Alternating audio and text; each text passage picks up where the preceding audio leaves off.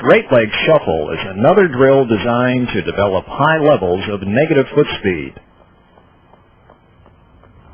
In this exercise, just forget that you have a knee joint.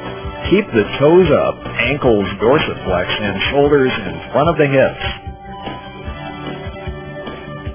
Feel as if you are pulling the running surface back underneath you while projecting the hips up and forward.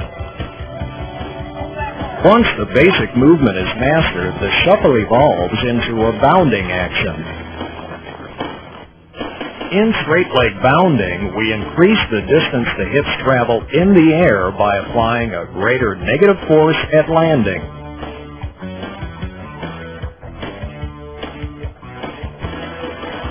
Never forget that the torso stays erect, shoulders in front of the hips, and the toes remain up, ankles dorsiflex to limit the frontside distance at landing.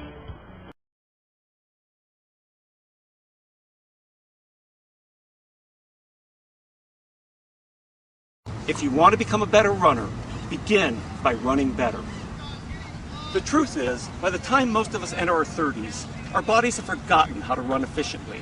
Either through atrophy or repetition of the same workouts over and over and over, we've stopped recruiting the full range of muscle fibers necessary for our best running form. Technique drills reactivate those muscle fibers, correct muscle imbalances, give us back our youthful stride, and help protect us from injury. Technique drills always begin with a proper warm-up.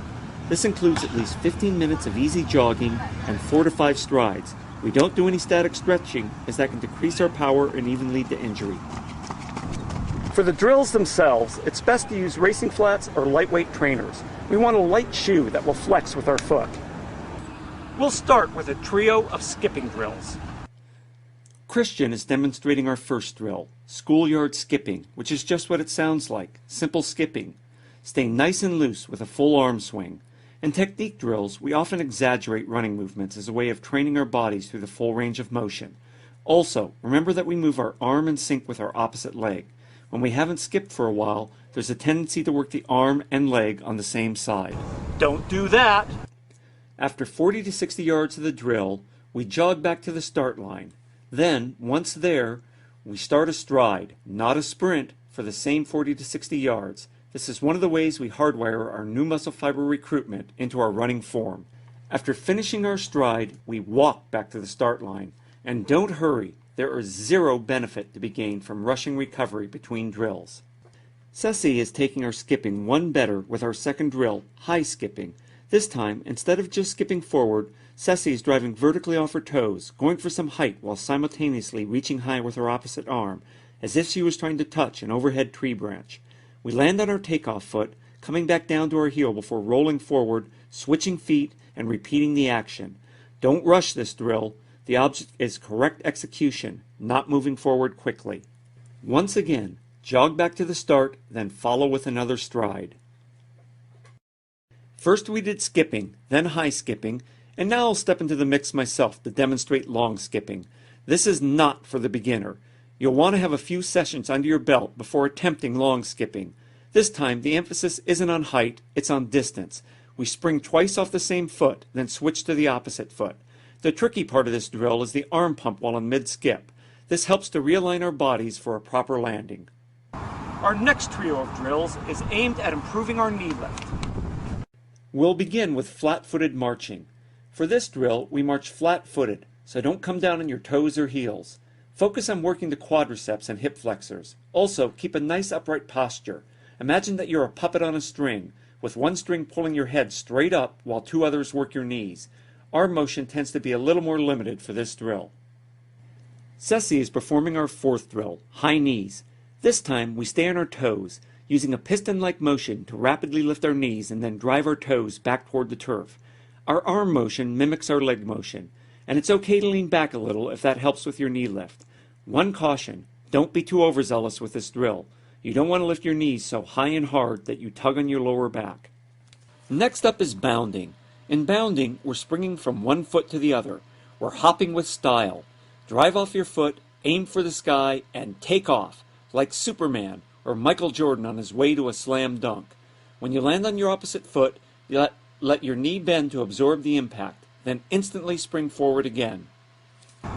Okay, next up are 4 miscellaneous drills. Now, no rolling your eyes. I know these are a lot of drills, but we don't have to do all of them every single time out. For foot shuffles, we want to stay on the balls of our feet, then shuffle forward as quickly as we can. We skim over the turf, but move only inches at a time. Focus on keeping your upper body loose and try to keep knee lift to a minimum. This drill challenges your nervous system, and it works the peroneal muscles on the outside of your lower leg, aiding that last little kick you get off your toes with each stride. 20 to 30 yards is enough. As always, finish with a jog and a stride. This next drill is butt kicks, and they're pretty much what the name implies. The object is to stay on your toes, then just snap your foot up to kick your butt. Don't work this drill too hard, and don't worry if you can't quite reach your butt. Lots of us masters athletes can't. Keep your head up, keep good posture, and focus on the drill, not forward motion. Karaoke is one of those drills that's not for everyone. While it's great for working full range of motion for the hips, it's also too much hip movement for some older runners. Karaoke involves moving laterally while swiveling your hips and swinging your arms across your body. Alternately move one leg behind your body, then bring it across the front, lifting the knee high in the front swivel. Do 20 yards focusing on one leg, then twist 180 degrees and work the opposite for another 20 yards. For the final drill of this session, we're going to do skip kicks.